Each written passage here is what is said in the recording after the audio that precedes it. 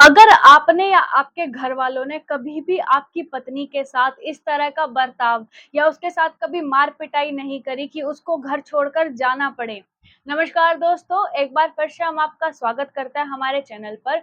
आज इस वीडियो के अंदर हम लोग बात करेंगे कि यदि आपकी पत्नी बिना किसी वजह से मतलब है कि आपने या आपके घर वालों ने कभी भी उसके साथ कोई मार पिटाई नहीं करी, कोई ऐसा सलूक नहीं करा कि उसको घर छोड़कर जाना पड़े, फिर भी वह बिना किसी वजह के, बिना किसी कारण के अपना ससुराल यानी कि आपका घर छोड़कर चली गई है, तो उस सिचुएशन से आपको किस तरह से डील करना चाहिए और उसके अंदर कैसे क्या क्या गलतियां हमें बिल्कुल भी नहीं करनी चाहिए।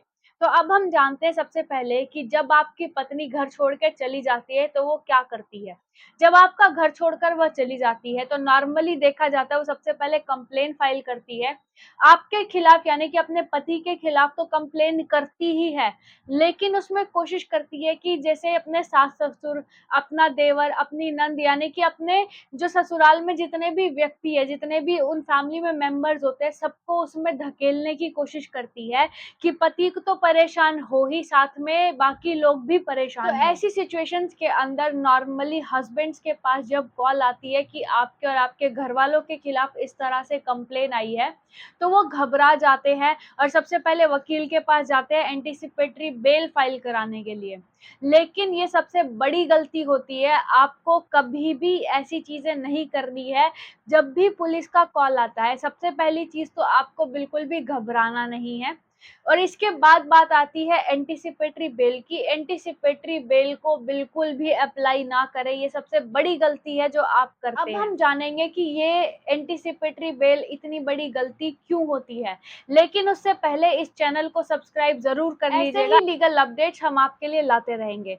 अब बात आती है कि एंटीसिपेटरी बेल गलती क्यों है, क्योंकि जब भी आप एंटीसिपेटरी बेल के लिए अप्लाई करेंगे, सिर्फ अपने लिए ही नहीं, जिसके नाम पे कंप्लेन हुई है फैमिली मेंबर्स की, उनके भी एंटीसिपेटरी बेल के लिए आप अप्लाई करेंगे। लेकिन जब आप उसके लिए अप्लाई कर देंगे तो आप सबका नाम जो है केस के अंदर दर्ज हो जाएगा, क्योंकि आपने एक तरह से अपनी एंटीसिपेटरी बेल करवाई है। तो जब भी पुलिस बाद में अगर फाइल चार्ज करती है यानी कि चार्जशीट बनाती है, तो उस समय पे पुलिस सोचती नहीं है ज़्यादा। एक बार आपने एंटीसिपेटरी बेल फाइल कर दी तो पुलिस सभी का नाम उसके अंदर मुलजिम की तरह डाल देगी और आप सभी को कोर्ट में आना पड़ेगा और पता नहीं कितने सालों तक केस चलेगा। तो इस चीज़ को बेहद ध्यान रखें, कभी भी एंटीसिपेटरी बेल के लिए अप्लाई ना करें, क्योंकि सुप्रीम कोर्ट की गाइडलाइंस है, उन्होंने साफ-साफ डायरेक्शंस दिए हैं कि कोई भी पुलिस वाला ऐसे आपको अरेस्ट नहीं कर सकता है। पुलिस के पास जाँच करने का हक है, पहले जो जाँच करने की उनके पास अथॉरिटी थी वो कोर्ट ने दे रखी थी, लेकिन जब से हमारा नया कानून आया है भारतीय न्याय सुरक्षा संहिता, उसके अंदर 173 के अंदर साफ-साफ मेंशन किया गया है कि पुलिस वाले 3 साल से 7 साल तक की जिसके अंदर सज़ा होती है, उसके अंदर जाँच-पड़ताल कर सकते हैं, यानी कि शुरुआत की जो जाँच-पड़ताल होती है वो पुलिस वाले कर सकते हैं। बिना जाँच-पड़ताल के वो आपके साथ कुछ नहीं करेंगे और अगर आप कोऑपरेट करेंगे उनके साथ तो आपको कभी भी वो जेल में नहीं डाल सकते हैं। उन्हें एक वजह देनी पड़ेगी और ऐसी वजह नहीं कि मुझे लग रहा था। स्पष्ट करना पड़ेगा क्यों लग रहा था, क्योंकि अगर स्पष्ट नहीं करेंगे तो वो आपको जेल में नहीं डाल सकते, आपको वो अरेस्ट नहीं कर सकते। तो एंटीसिपेटरी बेल के लिए अप्लाई करने की ज़रूरत नहीं है। इसके बाद जब आपको वहाँ पे बुलाया गया है तो बिना घबराए आप वहाँ पे जाएँ, लेकिन जाने से पहले अपना मन ज़रूर बना लीजिएगा कि आपको उसके साथ कंटिन्यू रखना है अपना रिश्ता या नहीं रखना है। बाकी आप वहाँ जाकर भी डिसाइड कर सकते हैं कि कंप्लेन देखने के बाद कि अब रिश्ता रखने लायक बचा है या नहीं बचा है। अगर आपको लगता है कि आप अब भी उसको रखना चाहते हैं, तो आप वहीं पे पुलिस वालों के आगे ही बात कर सकते हैं कि मैं तो अब भी तुझे रख लूँगा, यानी कि मैं अब भी आपके साथ अपना रिश्ता कंटिन्यू रख लूँगा। लेकिन मुझे गारंटी चाहिए कि जिस तरह से अभी तुमने झूठे केस करे हैं हमारे ऊपर, मेरे परिवार के ऊपर जो झूठे एलिगेशंस लगाए हैं, ये इन फ्यूचर नहीं होगा। अगर ये चीज़ें मुझे लिख कर दी जाएँगी तो मैं अपना रिश्ता कंटिन्यू कर सकता हूँ। लेकिन अगर आपकी पत्नी ये सब लिख कर नहीं देती है, नॉर्मली ऐसा होता है कि पत्नी कभी भी लिख कर नहीं देती है।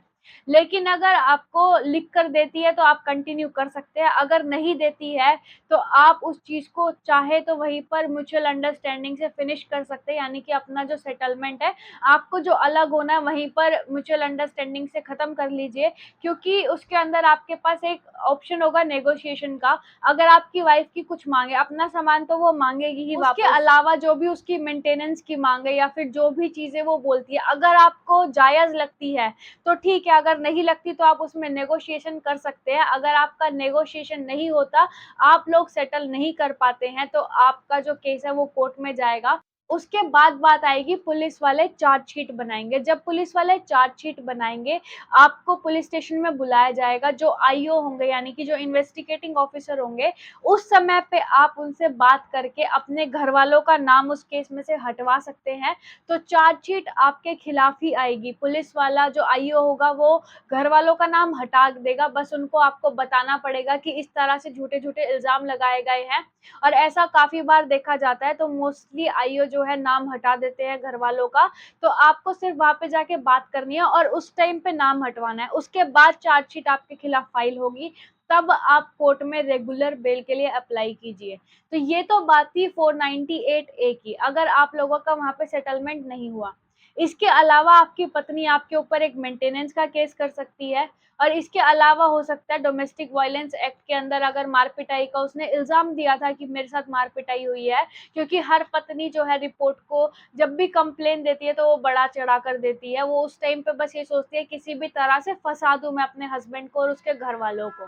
तो इन चीजों के बारे में आपको पता ही है कि मेंटेनेंस और मार पिटाई ये नॉर्मल सबके ऊपर ही केस किए जाते हैं, चाहे कुछ हुआ हो या ना हुआ हो। तो मेंटेनेंस जो क्लेम किया जाता है वो पहले 125 सीआरपीसी में किया जाता था, लेकिन अब जो क्लेम किया जाता है वो किया जाता है 144 ऑफ भारतीय न्याय सुरक्षा संहिता। इसके अंदर जब भी मेंटेनेंस क्लेम करेगी, अगर आप चाहे तो ये मेंटेनेंस कैंसिल करवा सकते हैं। अगर आपकी पत्नी वर्किंग है तो उस चीज को प्रूव करें, आपका मेंटेनेंस कैंसिल हो जाएगा। बाकी अगर आप इस बारे में विस्तार से जानना चाहते हैं तो हमने वीडियो बना रखी है, आप वो वीडियो देख सकते हैं, उसके अंदर पूरी डिटेल्स है।